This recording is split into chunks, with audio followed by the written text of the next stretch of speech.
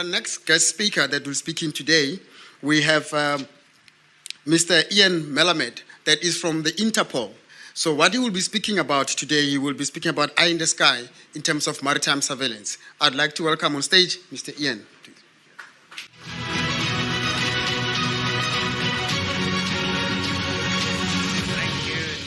Thank you very much. Chief of the Navies for both South Africa and Nigeria, distinguished members of the African Defence Forces, officers, ladies and gentlemen, all protocols observed.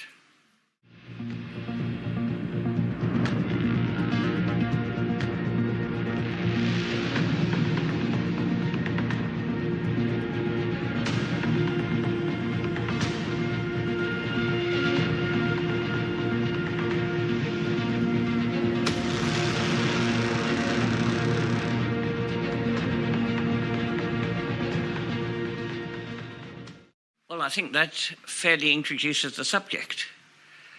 The subject is one that is being addressed by many navies around the world. How do you actually introduce drone technology and combine it with your existing technology? And what does this happen to do with somebody who was the previous Interpol representative? Well, first of all, the previous speaker had that wonderful controversial subject. And one of the parts of the controversial subject was who communicates with whom? And how do you communicate? Is it on a need-to-know basis? How freely can you communicate? I'll explain the role of Interpol very, very simply. Interpol, with its head office in Lyon in France, is actually a post box. It operates as a post office. And every country that is a member and signed up to Interpol has an NCB, a National Communication Bureau, which provides the communication between the central part of the post office and to each one of the branches. Interpol does not have a police force of its own. What it does is uses the jurisdiction of the actual country where the issues are taking place. So that's the one issue. The other issue following on, which is how do you communicate in respect of the drone situation? And the answer is very, very simply, you keep control to those who need to know. How do you actually introduce drone technology? You can go out there and buy the most sophisticated spaceship that you like. The question is, do you have the manpower to manage it? Do you have the understanding of maintaining it? Do you have the people who can actually fly it? And we saw over the short video, it was all above the water. What about below the water? The other thing is, terminology is actually confusing us. Is it a drone? Is it a remote operating vehicle? Is it an autonomous unmanned vehicle? UAVs, drones. There are so many different acronyms for this device. And this device, what does it do? It flies and gathers information. Not true.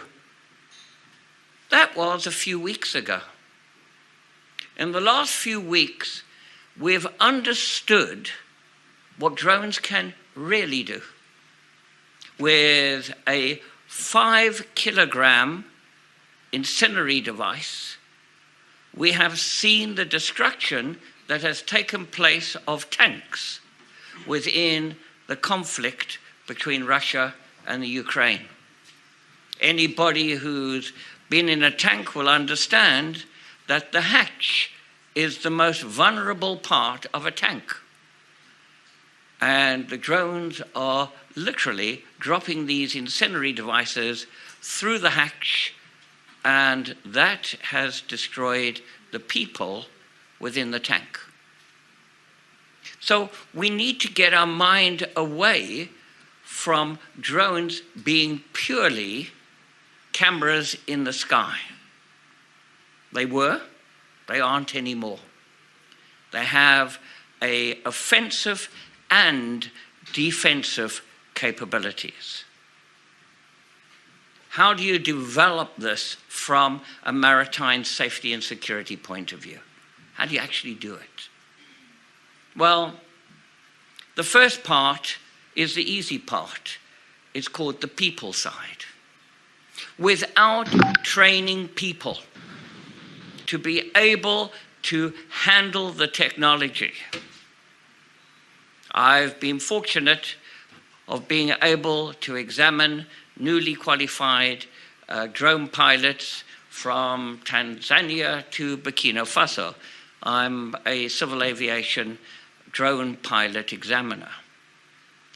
And getting the skills is absolutely vital in the commercial environment.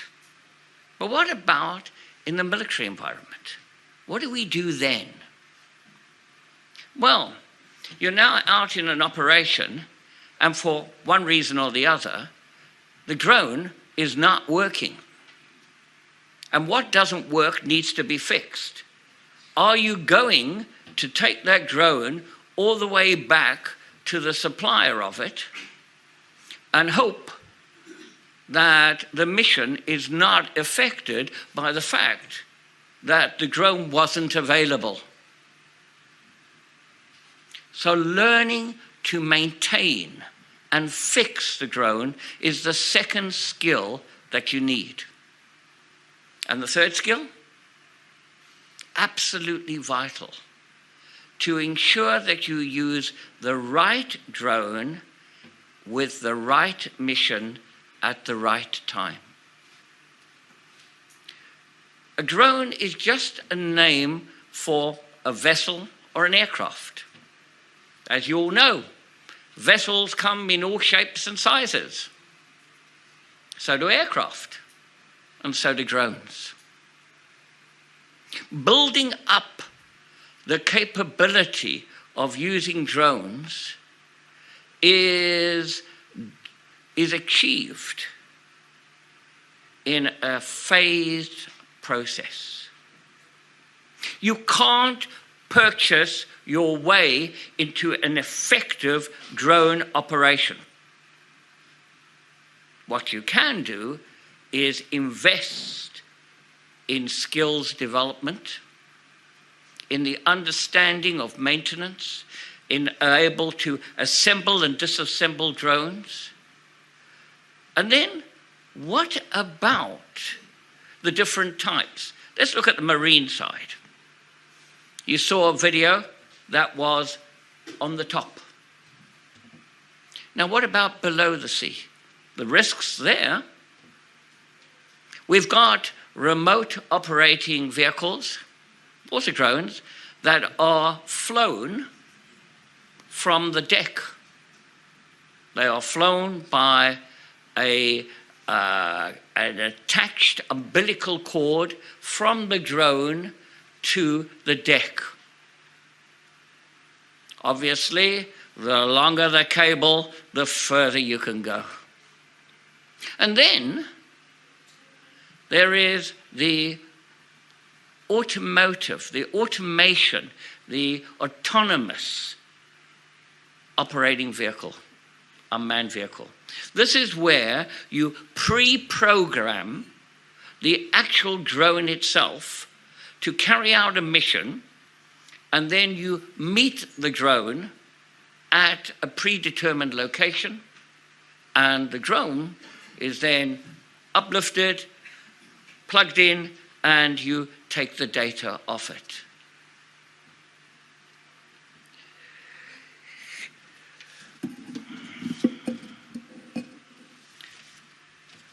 What's involved in the training of a drone pilot? Well, most countries in Africa already have regulations that stipulate the type of subjects that have to be taught in order to acquire a remote pilot license. Things like navigation, meteorology, airframes and engines, air law, the law that actually governs where you can fly and when. The latest drones are coming out with weatherproofing, but all drones are subject to a certain amount of wind that it can be flown in. We need to be aware of this. There's one subject that is taught, and it's a subject that should apply to whatever you're training. It's a subject called human factors. Having the right attitude, having the professionalism, having the respect that you are required when operating a piece of machinery. Flight safety is, of course, included in all the forms of training.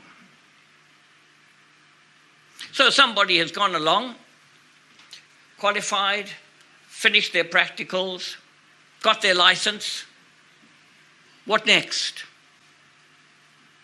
I don't know about you, but would you like to go on an aircraft with a newly qualified pilot who hasn't got any hours behind him? You know, when I came down here, and I'll advertise it, on an SAA flight, the captain looked pretty old. It was a nice, comfortable feeling. You actually have there's experience there. And drone flying is no different. You got to build hours. You've got to be able to keep flying. Those pilots on the airlines, they are required to completely renew, get the experience, keep the experience, revalidate, checks, regular checks. And by the way, if you want professional drone pilots, that's what you need, exactly the same. There's no second-class drone pilots. They're either safe ones or not safe ones. You choose what you like. So, I got the 5-minute signal. I don't need 5 minutes to what I'm going to say. I'm going to recap. You train for the skill. You train for the ability to maintain. And you train to use the right drone for the right mission. And I thank you all.